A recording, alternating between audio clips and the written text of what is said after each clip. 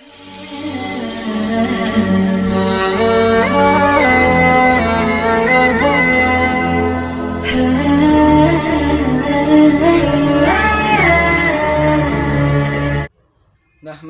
ونصلی ونسلم علی رسولہ الکریم، اما بعد۔ حلالہ کسے کہا جاتا ہے؟ حلالہ کی کون سی صورت جائز ہے، کون سی صورت ناجائز ہے؟ آج کل لوگوں کے ذہن میں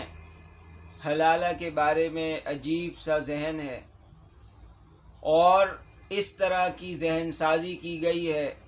گویا سارے حلالے ناجائز اور حرام ہے،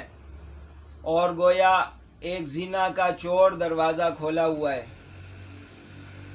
تو حلالہ کی 3 صورتیں ہیں، ان میں سے ایک صورت ناجائز اور حرام ہے، باقی 2 صورتیں جائز ہیں، ان کی شریعت کے اندر اصل موجود ہے یا گنجائش موجود ہے۔ سب سے پہلی بات تو یہ حلالہ کون سی عورت کروائے گی؟ جس عورت کو 3 طلاق دے دی گئی، 3 طلاق سے اس کو کہتے ہیں طلاق مغلظہ ہو گئی، اب حلالہ کے بغیر نکاح نہیں ہو سکتا۔ اسی کا قرآن پاک میں ذکر ہے، فَإِن طَلَّقَهَا، اگر وہ شوہر اس کو طلاق دے دے یعنی تیسری طلاق، فَلَا تَحِلُّ لَهُ، تو وہ عورت اس شوہر کے لیے حلال نہیں ہے، حَتَّى تَنْكِحَ زَوْجًا غَيْرَهُ، یہاں تک کہ وہ اس کے علاوہ کسی اور سے نکاح نہ کر لے۔ تو حلالے کا ذکر خود قرآن پاک کے اندر ہے۔ اب اس کی صورت کیا ہے؟ صورت یہ ہے کہ کسی عورت کو 3 طلاق دے دی گئی، دوسرے کسی مرد نے اس عورت سے نکاح کیا، اس نکاح کے بعد وہ شوہر فوت ہو گیا یا کسی بھی وجہ سے اس نے طلاق دے دی، تو ایسی صورت بالکل جائز ہے، اس میں کوئی شرعی قباحت نہیں ہے، اور اسی کا قرآن پاک میں ذکر بھی ہے، حتیٰ تنکح زوجا غیرہ، یہاں تک کہ وہ شوہر کے علاوہ کسی اور مرد سے نکاح کر لے تو وہ حلال ہو جائے گی۔ دوسری صورت یہ ہے کہ اگر ایک خاندان بکھر رہا ہے اور کوئی آدمی اس لیے اس عورت سے نکاح کر رہا ہے کہ میں نکاح کرنے کے بعد اس خاندان کو سمیٹنے کے لیے اور دوبارہ جوڑنے کے لیے بعد میں طلاق دے دوں گا،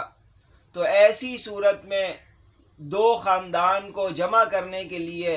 امید یہ ہوتی ہے کہ انشاءاللہ اس پر بھی اجر و ثواب ملے گا۔ یعنی اس نیت سے نکاح کر رہا ہے وہ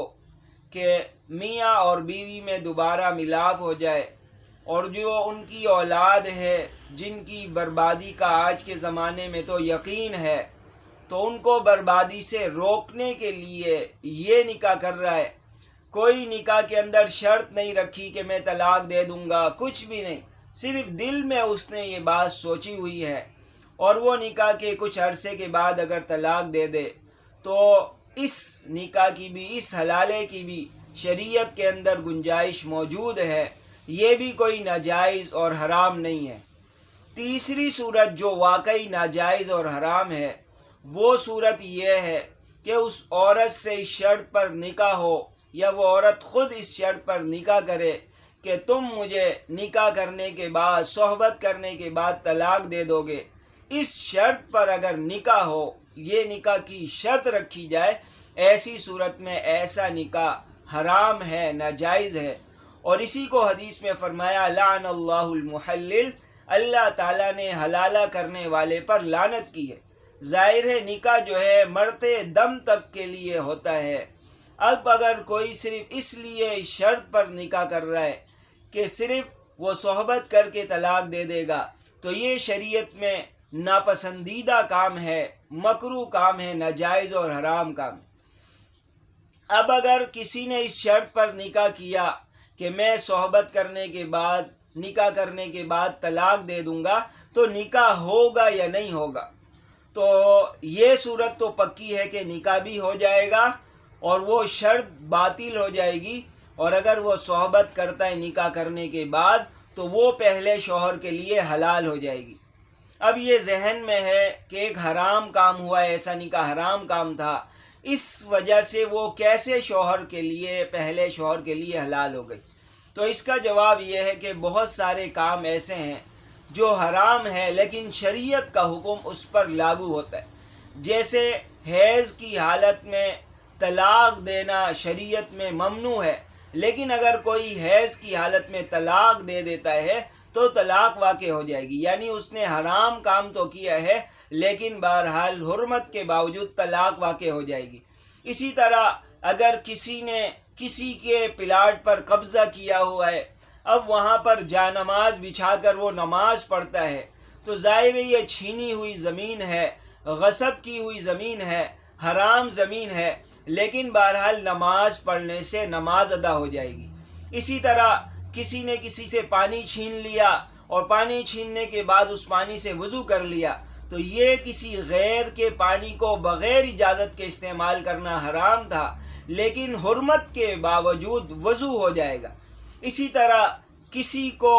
اپنی گائے ذبح کرنی تھی، کسی سے زبردستی چھری چھین لی اور چھری چھیننے کے بعد اس سے اپنے جانور کو ذبح کر لیا، تو یہ جو چھری چھینی گئی ہے یہ حرام کام ہے، لیکن بہرحال اس حرمت کے باوجود وہ ذبیحہ حلال ہوگا اگر اللہ کا نام لیا گیا ہے. تو پتہ چلا کہ بہت ساری صورتیں ایسی ہیں جو کام تو حرام ہے، حرمت کے باوجود اس پر شریعت کا حکم لاگو ہوتا ہے. تو اسی طرح حلالے کی شرط پر اگر کوئی نکاح کرے تو یہ نکاح تو ناجائز اور حرام ہے، لیکن بہرحال اس نکاح اور صحبت کی وجہ سے وہ عورت پہلے شوہر کے لیے حلال ہو جائے گی. یہ تھی حلالے کی تفصیل کہ شرعی طور پر دو صورتیں حلالے کی ہیں جو بالکل جائز ہیں، اس میں کوئی شرعی قباحت نہیں ہے. اور تیسری صورت ہے جس کی میں تفصیل بتا